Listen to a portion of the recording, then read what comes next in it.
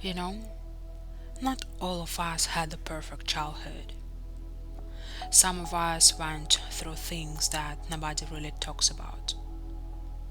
Some of us had parents who hurt us deeply. And some of us had parents who were okay. Nothing really bad happened, but something was missing, something invisible. And that something was presence, emotional presence. You see, emotionally unavailable parents aren't always the ones who scream or punish. Sometimes they are the ones who are just not there. Their body is there, they take care of things, but their soul, their attention, is somewhere else. They are trapped in their own pain.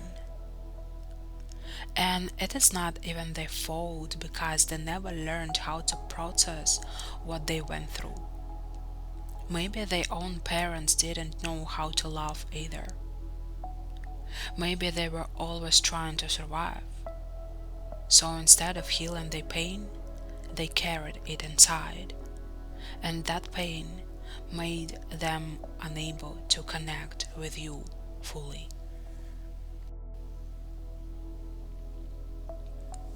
And you felt that. You grew up craving their eyes to meet yours with warmth, craving a hug that feels safe, craving to be seen, heard, felt, truly felt by the people who were supposed to love you the most, but they could not give you that. So you grew up with this emptiness in your chest, a black hole that nothing can fill.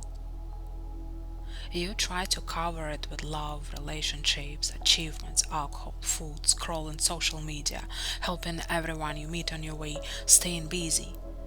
Anything not to feel this ache. But every time you stop, every time you sit in silence, that pain comes back even stronger. It screams, it echoes. And you start analyzing everything. What people said, how they acted, what you did wrong. You overthink, replay the pain, and it never stops. Because your mind is just trying to make sense of something that didn't make sense when you were small. Why didn't they love me the way I needed? And that is the cycle that never ends until someone decides to end it. If you are watching this right now, that means it's you. You came here to stop this cycle of pain. Because this wound, this ache, this black hole, it doesn't just stay in one generation. It keeps repeating. We pass it down through our words, through our silence, through the way we love and the way we disconnect. You can see it in families, generation after generation, the same emotional patterns. Parents who don't know how to hold their children emotionally, children who grow up learning they have to earn love, and then becoming adults who keep searching for that same unavailable love in everyone else.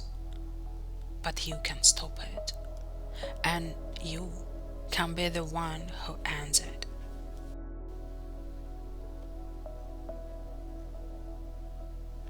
And it starts with forgiveness. I know it's not easy, because forgiveness, it's not about saying it's fine. It's not about pretending it didn't hurt. Forgiveness is saying, I'm done carrying this poison inside me.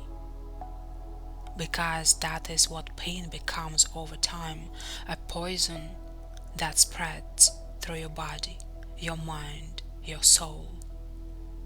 You start feeling heavy, bitter, hopeless. You get tired, your body aches, your heart feels closed. And forgiveness is the antidote. When you forgive, something starts to shift inside you. The energy that was trapped for years, maybe decades, starts to move.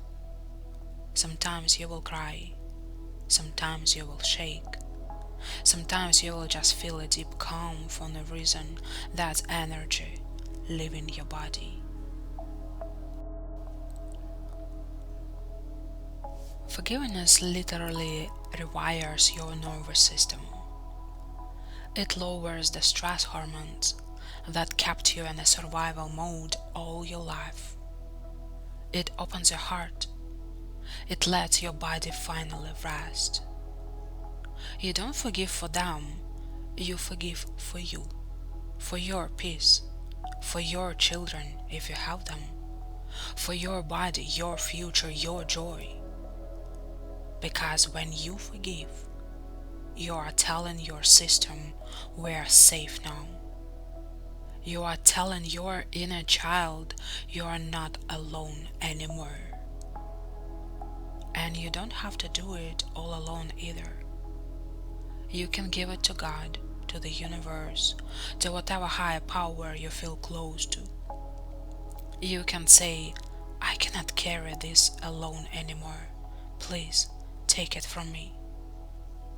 Because the truth is, you were never meant to carry it by yourself. You might not have received the love you needed from humans, but you have always been protected and loved by something higher.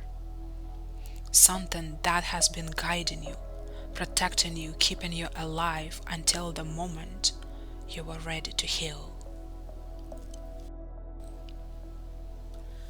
And maybe this is that moment.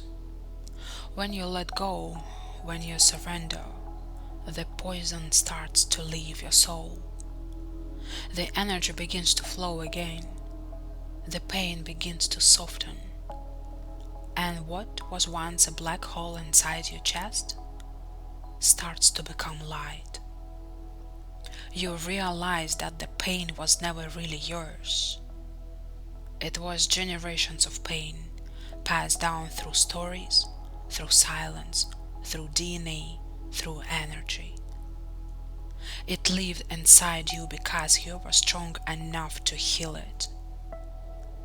You are the ending point of that ancestral story.